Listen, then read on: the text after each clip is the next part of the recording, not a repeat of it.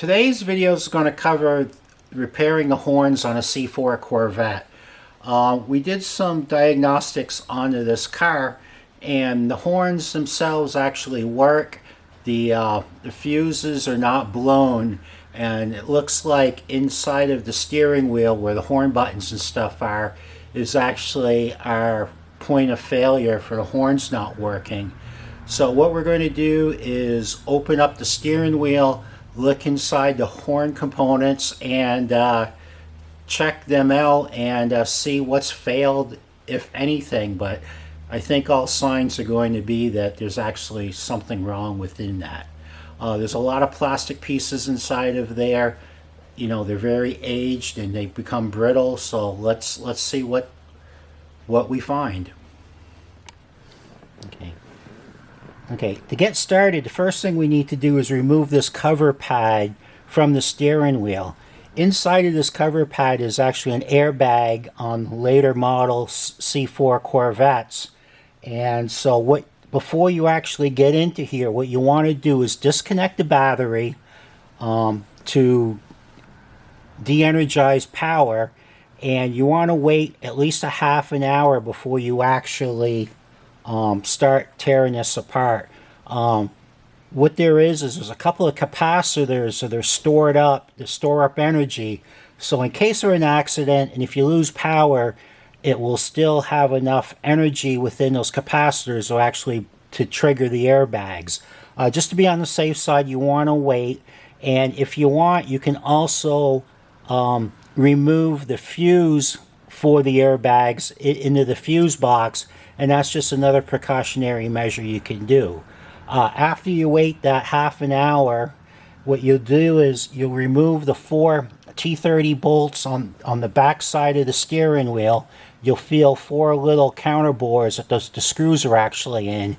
And what I like to use is a small 1/4-inch T30 socket, and just using a 1/4-inch ratchet, you can actually get in there real nice without hitting the stock and things like that.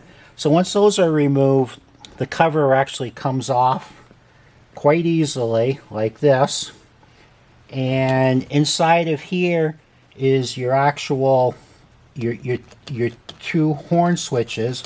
This one seems to be working good, and this one, we've got a broken piece of plastic here already. One of the tabs is broken off, so this is actually a failure onto this.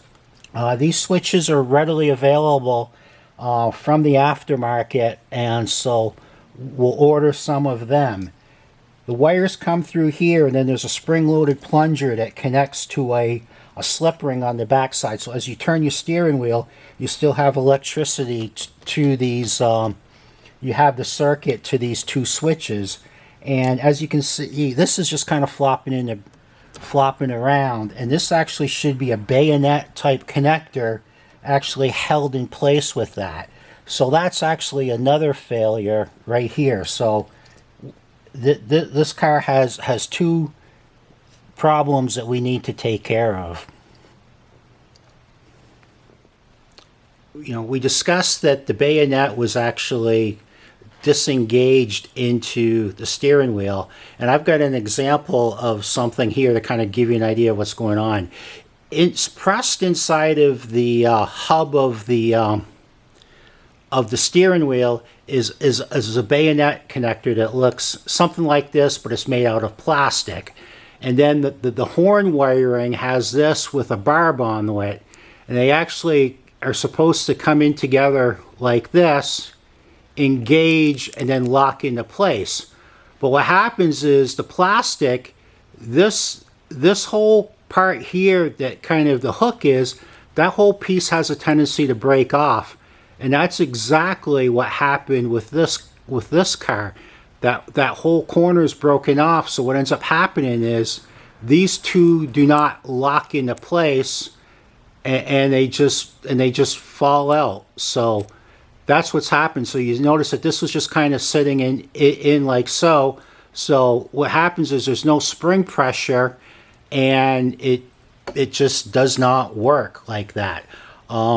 You can't buy that sleeve that I'm aware of The only way that you can actually get that sleeve is to buy that entire hub, which is pretty expensive.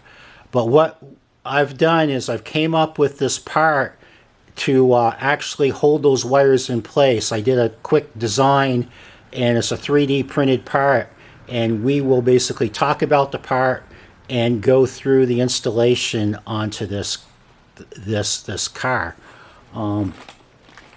We also said that the switches were broken, so this is actually what's available in the aftermarket. You know, a whole set of switches.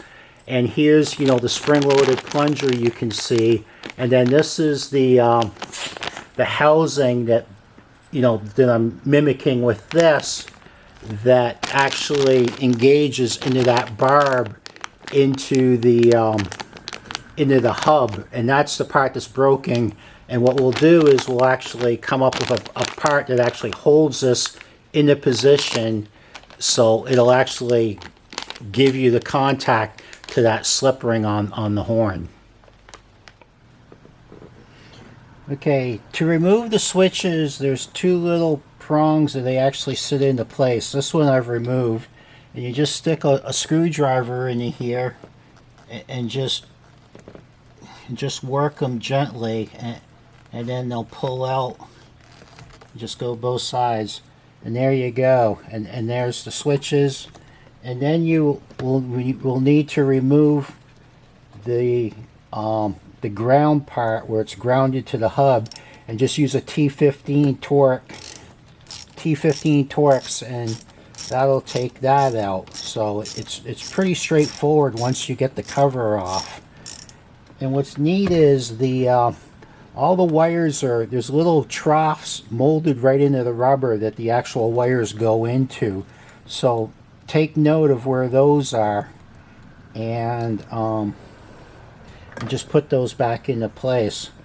So that's it to basically remove the switches, and then you'll just reinstall them. You'll snap them in, you'll put that ground wire back on, and then we'll go through the steps involved to actually captivate this spring-loaded plunger into the bayonet that's actually broken, with a new piece that bolts to the wheel hub.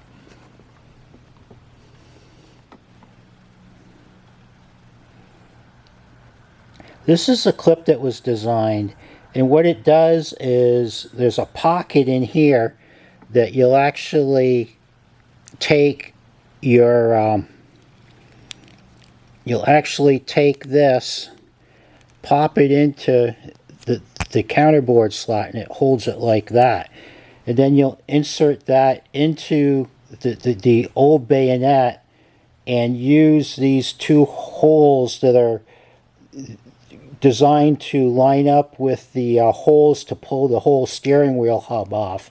And then that'll actually hold this into position, and then you'll have your spring-loaded part hitting your slip ring, and that's the solution, instead of pulling that hub and replacing that whole bayonet that is no longer available. It's a pretty simple part, and you know, you could use some pieces of plastic and bend them up to kind of mimic the same thing, but this is a pretty good solution.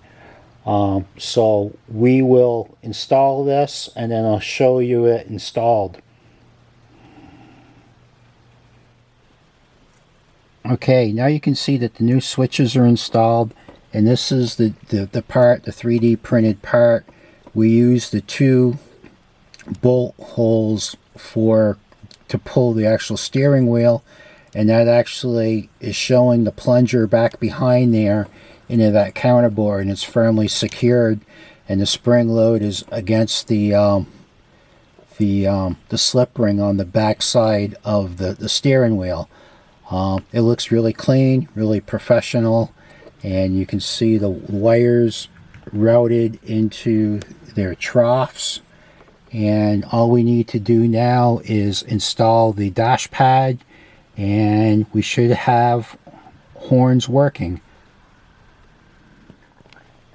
Okay, we've got the dash pad installed, the battery's hooked up, and we also put the 15 amp fuse back in for the airbags, and now we'll try it out. And the horns all work. So this is a relatively pretty straightforward, easy task. The parts are readily available, and it's very fixable. Thanks for watching.